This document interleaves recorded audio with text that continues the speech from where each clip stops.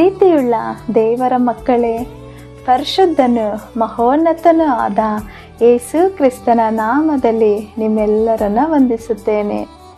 ಈ ದಿನದ ದೇವರ ವಾಕ್ಯದ ಭಾಗ ರೂತಳು 2:8 ವಚನ.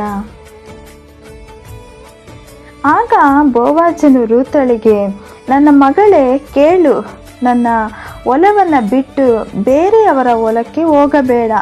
ನನ್ನ ಹೆಣ್ಣಾಳುಗಳ ಜೊತೆಯಲ್ಲೇ ಇದ್ದುಕೊಂಡು ನನ್ನ ಆಳುಗಳ ಜೊತೆಯಲ್ಲಿ ಕೆಲಸ ಮಾಡು. ಪ್ರಿಯವಾದವರೇ, ರೂತಳ ಜೀವಿತದಿಂದ ನಾವು ಕಲಿತುಕೊಳ್ಳಬೇಕಾದದನ್ನು ಸತ್ಯವೇದದಲ್ಲಿ ನೋಡುತ್ತೇವೆ. ಬೆತ್ಲಹೇಮಿಗೆ ಬಂದ ಕೂಡಲೇ ಮೊದಲನೇದಾಗಿ ಅವಳು ಸಿವುಡುಗಳ ಮಧ್ಯದಲ್ಲಿ ಅಕ್ಕಲಾಯುವುದಕ್ಕೆ ಹೊಲಕ್ಕೆ ಹೋದಳು. ಆ ಹೊಲ ಅಂದರೆ ದೇವರ ಸಭೆಯಾಗಿದೆ. ಅಲ್ಲಿಯೇ ಗೋಧಿಯ ಕಾಳಾಗಿರುವ ದೇವರ ವಾಕ್ಯಗಳನ್ನು ಆರಿಸಿ ತೆಗೆದುಕೊಳ್ಳುವಂಥದ್ದು. ಅದೇ ನಿಮ್ಮ ಜೀವಿತವನ್ನು ನಿಮ್ಮನ್ನು ಬದುಕಿಸುವಂತೆ ಮಾಡುವಂಥದ್ದು.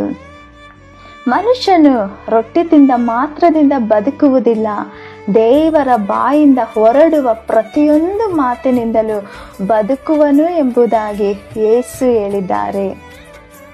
ಇಲ್ಲಿ ರೂತಳು ನಂಬಿದ್ದು ಮಾತ್ರ ಅಲ್ಲ, ಆ ನಂಬಿಕೆಗೆ ಒಳಪಟ್ಟು ಹೊಲಕ್ಕೆ ಹೋದಳು.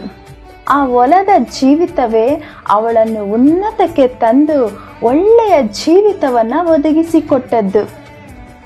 ಅದರಂತೆಯೇ ದೇವರ ಸಭೆ ಬಾಳುವಂತೆ ಅಥವಾ ಬದುಕುವಂತೆ ಮಾಡುವ ಹೊಲದ ರೀತಿಯಲ್ಲಿದೆ.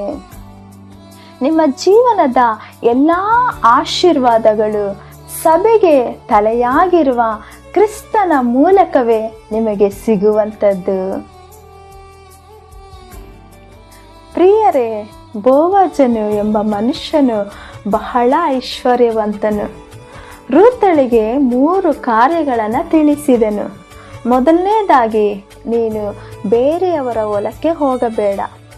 ಎರಡನೇದಾಗಿ, ನೀನು ಈ ಹೊಲವನ್ನು ಬಿಟ್ಟು ಹೋಗಬೇಡ. ಮೂರನೇದಾಗಿ, ನೀನು ನನ್ನ ಹೊಲದಲ್ಲಿ ಕೆಲಸ ಮಾಡುವ ಹೆಣ್ಣು ಮಕ್ಕಳ ಜೊತೆಯಲ್ಲೇ ಇರು ಎಂಬುದಾಗಿ. ಈ 3 ಉಪದೇಶಕ್ಕೂ ಅವಳು ವಿಧೇಯಳಾದಳು.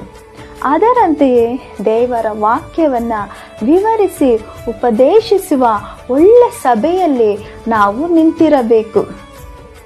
ಬೋವಜನ ಮಾತಿಗೆ ರೂತಳು ವಿಧೇಯಳಾದಳು.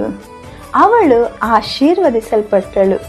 ಹಾಗೆಯೇ ನಮ್ಮ ಬೋವಜನಾಗಿರುವ ಯೇಸು ಕ್ರಿಸ್ತನ ಪ್ರೀತಿಯಲ್ಲಿಯೇ ನಾವು ನೆಲೆಸಿರೋಣ.